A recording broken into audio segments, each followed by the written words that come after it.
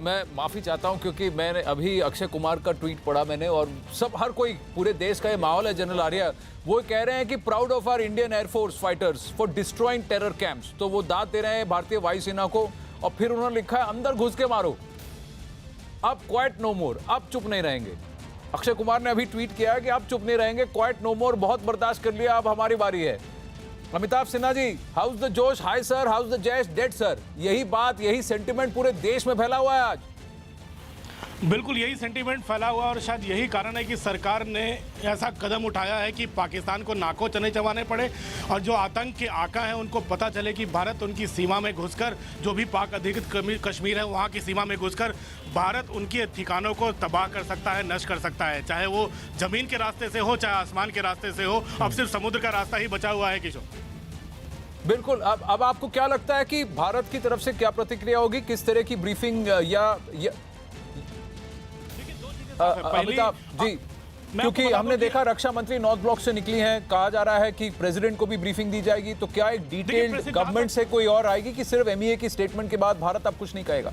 आनंद, सिर्फ दो चीजें मैं आपको साफ कर देना चाहता हूं। अभी थोड़ी देर पहले प्रधानमंत्री खुद राष्ट्रपति भवन में थे टैगोर अवार्ड्स के मामले में, टैगोर पीस अवार्ड्स के लिए। वहां पर बताया जा रहा है, सूत्र बता रहे हैं कि राष्ट्रपति और उपराष्ट्रपति दोनों को इस कार्रवाई के बारे में सूचना दी जा चुकी है, कार्रवाई क्या हुई। दूसरी बात मैं आपको बता दूं, अब से थोड़ी देर के बाद सरकार की तरफ से औपचारिक बयान आएगा वित्त मंत्री अरुण जेटली का, वो बयान देंगे। तीसरी बात मैं बता दूं, जितने सरकार के मंत्री और प्रवक्ता हैं, सूत्र बता रहे हैं कि उन सबको निर्देश दिया गया है कि जब तक अरुण जेटली सरकार का पक्ष साफ न कर दें, कोई जुबान न खोले, यानी कि फिलहाल सेंसरशिप है बाकियों पे, अरुण जेटली सरकार का पक्ष रखेंगे। जी, पर एक बात बताइए कि पाकिस्तान से किस तरह की रिटेलिएशन के लिए सरकार तैयार है?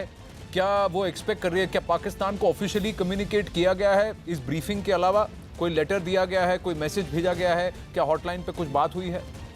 देखिए, ऐसी किसी बात की अभी तक सूचना नहीं है, पहली बात मैं आपको बता दूं। दूसरी बात, पाकिस्तान के जनरल ने खुद ही ट्वीट करके ये बात मान ली है कि भारत की तरफ से ऐसा हमला हुआ है। अब वो लाख डिनायल मोड में जाए, अब इस बात को इनकार नहीं कर सकते कि हमारे जो विमानों ने पेलोड बॉम्ब गिराए हैं वहां पर, और भारत की तरफ से जो सूचना मिली है और वो पुख्ता है। और बालाकोट इलाके, जिसको पाकिस्तान लगातार खंडन कर रहा है, उस इलाके में जो आतंकी ठिकाने उनको ध्वस्त किया गया है। कितनी कैजुअलिटी हुई है पाकिस्तान कभी नहीं बताएगा, कभी खुलकर सामने नहीं आएगा, लेकिन इतना तो साफ है, नुकसान पाकिस्तान का हुआ है, जान माल का भी हुआ है, आतंकी ठिकानों का भी हुआ है और मोरल का भी हुआ है। लेकिन भारत ने ऑफिशियली सिर्फ बालाकोट की बात की है, पर खबर बताया जा रहा है कम से कम 5 टेरर कैंप्स डिस्ट्रॉय कर दिए गए, नेस्तु नाबूद कर दिए गए। सबसे बड़ी बात यह है कि 3:45, 3:48 और 3:58 ये 3 समय है और 20 मिनट का वक्त है टोटल ओवरऑल, जिसके बीच काफी सारे स्ट्राइक्स हुए, लेकिन भारत ने सिर्फ बालाकोट की बात की है। कोई खास वजह है इसकी?